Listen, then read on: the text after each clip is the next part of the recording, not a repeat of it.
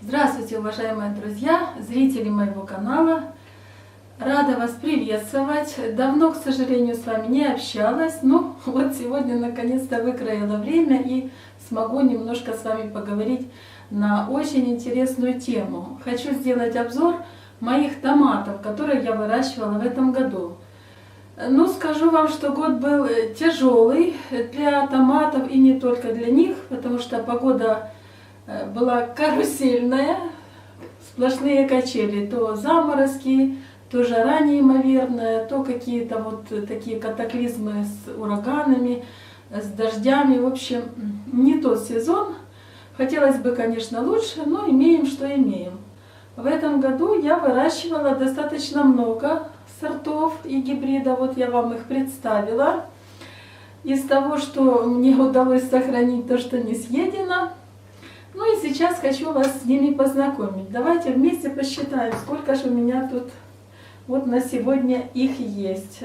2, 4, 6, 8. В общем, 11 представителей моих лучших томатов, которые я выращивала в этом сезоне.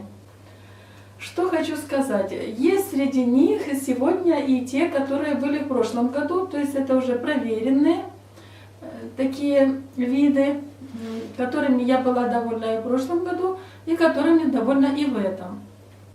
Ну вот, например, среди таких как бы проверенных временем у меня на сегодня желтый томат Ямамото. Вот он представлен в этой тарелочке.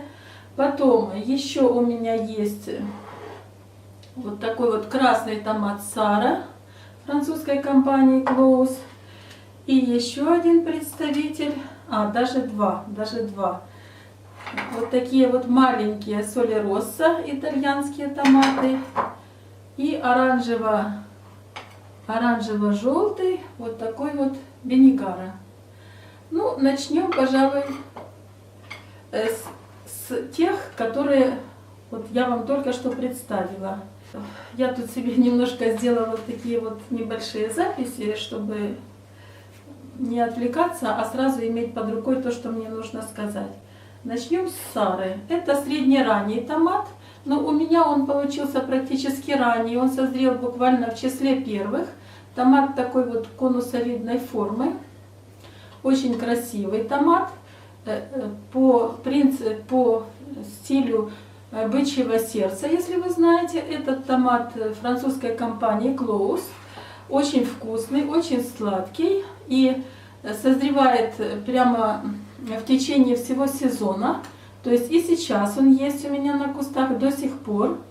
Хотя средний ранний, казалось бы, уже должен как бы отойти. Но из-за того, что это высокорослый томат, до сих пор я собираю урожай. Сейчас собираю примерно 4-ю кисть, а еще есть 5-я и 6-я.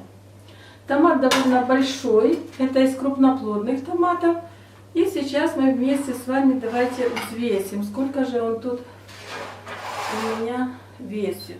Скажу, что мы любим этот томат, он такой в меру сладкий.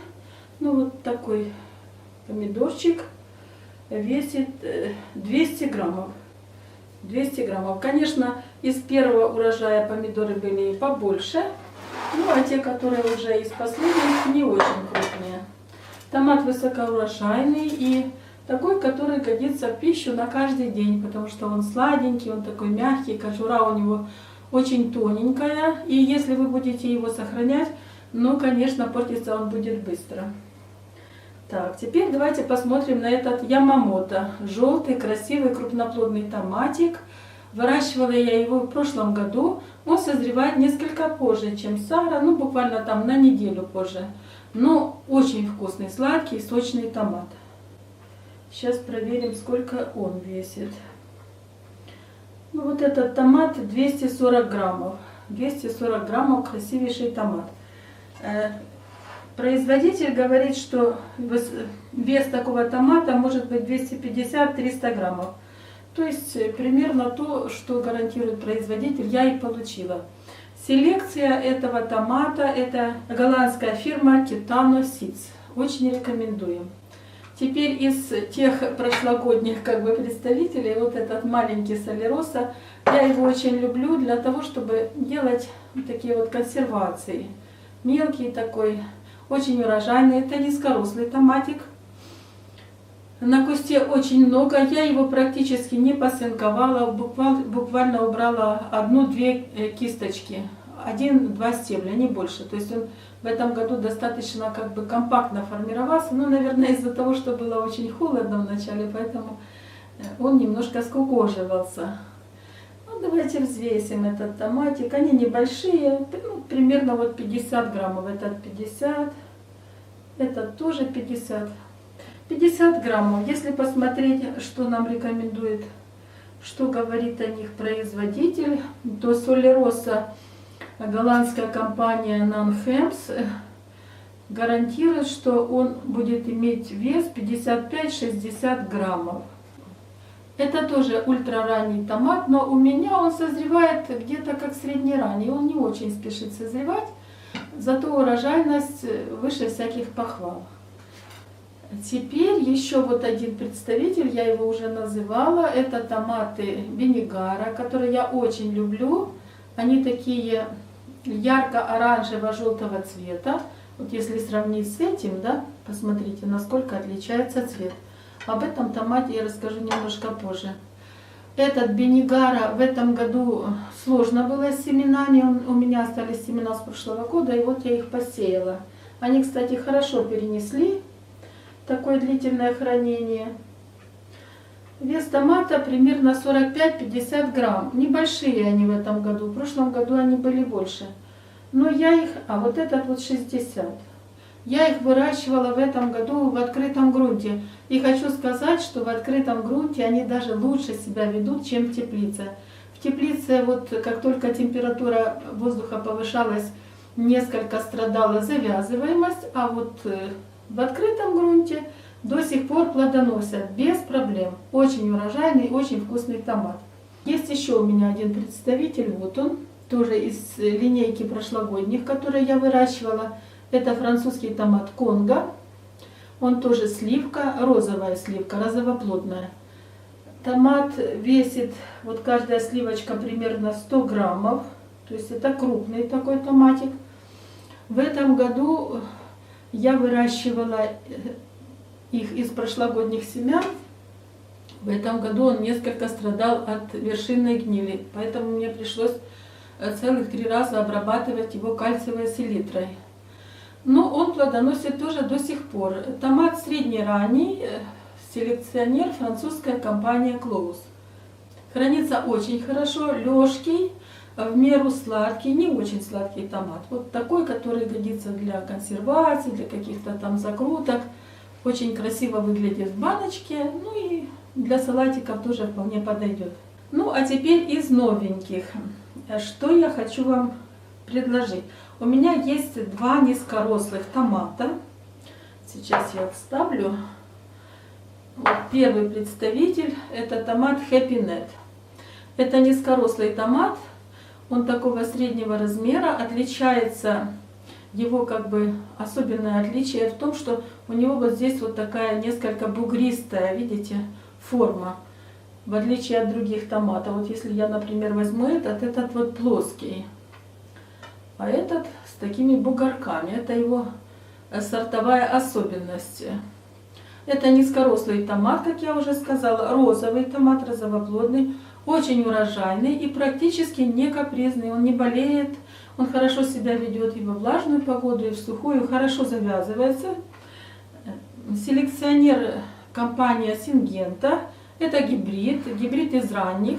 В этом году он у меня рос несколько в таких стесненных условиях, в условиях полутени, но очень хорошо вязался и практически я не уделяла ему совершенно никакого внимания, потому что он и не болел, и не страдал от засухи, вот завязывался себе, рос, созревал, не было никаких забот у меня с ним.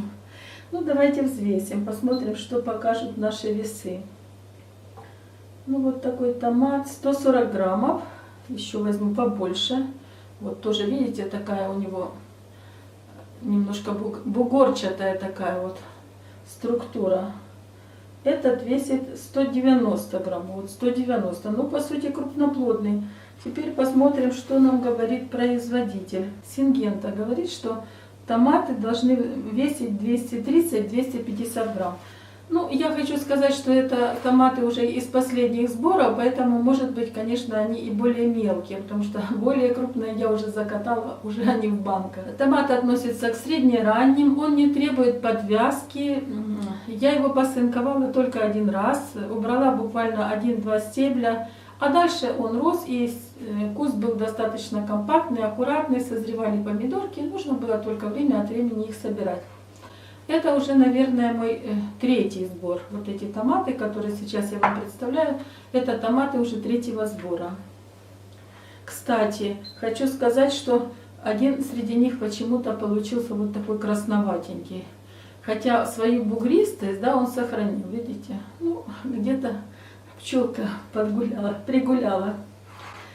Еще один экземпляр из розовоплодных томатов, который я хотела бы вам представить, и которые наверняка понравятся любителям низкорослых томатов.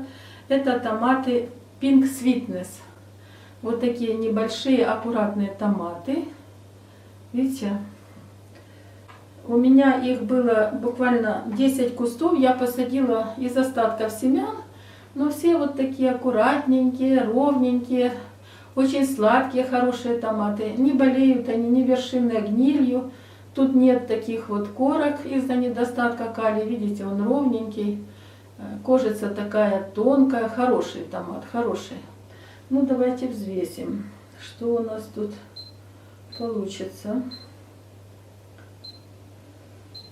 Хочу сказать, что это низкорослые томаты. Тоже они практически не требуют никакого внимания. Очень простые в выращивании. Селекционная компания американская, сейчас скажу, как называется. Называется Spark Seeds. Томат ранний, они обещают вес 180-250 граммов. Ну вот в этом 150 граммов в этом томатике. Сейчас это взвесим. Ну а в этом аж 200. То есть примерно вписываются они в ту линейку веса, о которой говорит производитель. Томат из ранних, он был более первым, чем только что представленный Happy Net. Очень урожайный томат, тоже не капризный, но буквально висел как виноградинки. Очень хороший томат. Рекомендую для тех, кто любит низкорослые, не хочет связываться с этими подвязками всевозможными, с опорами и так дальше. Очень удобный томат. Единственное, нужно будет сделать просто мульчирование, чтобы ваши томатики не лежали непосредственно на грунте. Так, ну и еще у меня есть из новеньких вот такой вот, ну вернее он новенький, давно забытый старенький. Это мой любимец, томат Big Beef. Я его выращиваю практически каждый год.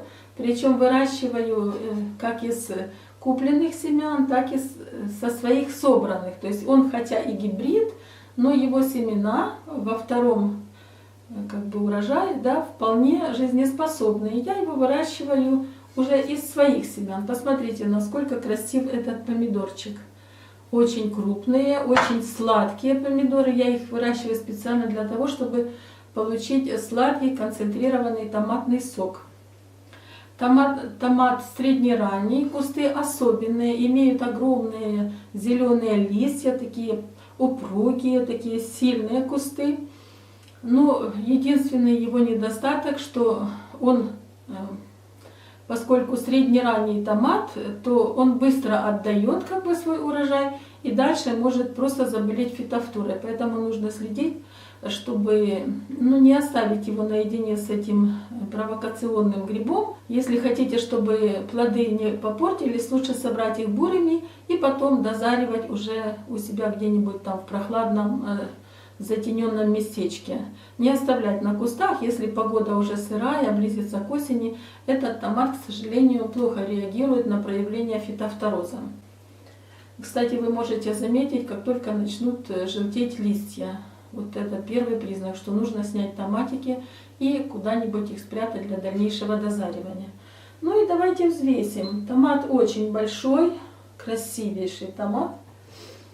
Ну вот этот 240 граммов. 240 граммов. Были экземпляры и побольше. Вот один из них. Посмотрите, какой красавец.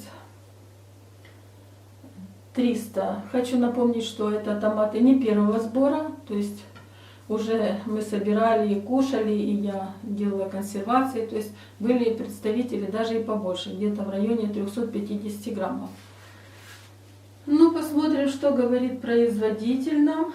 Big Beef, селекционер голландской компании Семенис, среднеранний томат, вес томата, они гарантируют 280-300 граммов.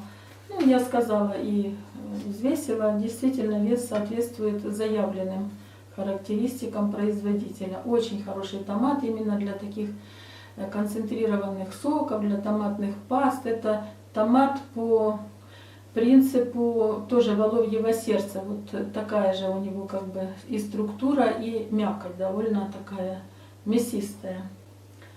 Ну и осталось у меня так, еще два небольших представителя, но тоже вкусных. Этот вот томат, это тоже низкорослый томат. Кстати, я забыла сказать, что Big Beef это высокорослый томат, поэтому индетерминантный, он требует подвязки. Этот томат, это томат низкорослый, называется Yellow River, желтая река. Я его выращиваю практически каждый год, он у меня есть. Томат такого лимонного цвета. Сейчас хочу вам предложить возможность сравнить. Вот посмотрите, какие они разные. Это вот такой, это такой. Этот более оранжевый, это вот лимонный. Вес такого томата 70 граммов. Растут они кистями, очень много томатов на кусте, очень благодарное растение, обеспечивает урожаем беспроблемно. Великолепный томат из низкорослых желтых томатов. Ну, что говорит производитель? Значит, его селекционер это United Genetics. Томат ранний, вес 70-80 грамм. Ну, у меня они так примерно и весят, да. Вот этот вот 69 граммов. Еще раз перевзвешу. Этот 60. Ну, примерно. Это то, что уже осталось. Мы уже его подъели. Еще один такой махонький. Вот посмотрите. Этот я выращивала впервые. Очень мелкий томат. Специально выращивала для того, чтобы сделать красивые консервы. Маринованные томатики. Вот видите, какой совсем крошечный. Это томат брисколина. По типу коктейльного томата или томата черри, но у него такая вот удлиненная форма. Томат, который тоже созревает кистями. Значит, селекционер United Genetics. Ранний, вес 30-45 граммов. Ну, они такие и есть, они крошки. Вот один 30, еще один 35. Крошечки, но очень сладкие, очень вкусные томатики. Великолепный сорт. Кстати, это очень ранний томат, и созревает он вот такими как бы волнами, да, не сразу он весь созревает, хотя низкорослый, но созревает с каким-то таким определенным часовым лагом. До сих пор они есть на кустах, и до сих пор они еще созревают. Ну и, наконец, у меня еще здесь один представитель, который я раньше не выращивала, но тот, который рекомендовали мне мои читатели, зрители. Вот такой вот, видите, желто-оранжевый томатик такой удивительной формы. Этот томат называется Мадрид. Вот он бывает вот такой. Это в стадии созревания, а этот уже созревший. Это оранжевые крупные томаты. Ну, их даже производитель называет желтоплодными. Хотя я бы не назвала их желтоплодными, потому что у них вполне оранжевый цвет. Вот еще такой. Сейчас я возьму прям тарелочку, покажу вам с тарелочкой. Чтобы вы... Вот так они выглядят. Все такие конической формы. Сердцевидно, я бы сказала. Немножко с полосочками. Красивые томаты. Это томаты тоже французской селекционной компании Close. Я выращивала их в этом году впервые. Ну, что хочу вам сказать. Томат не особенно урожайный, ну потому что, очевидно, достаточно большие плоды. Первые плоды, конечно, больше, чем вот те, которые мы сейчас собираем. До сих пор он плодоносит, хотя считается ранним.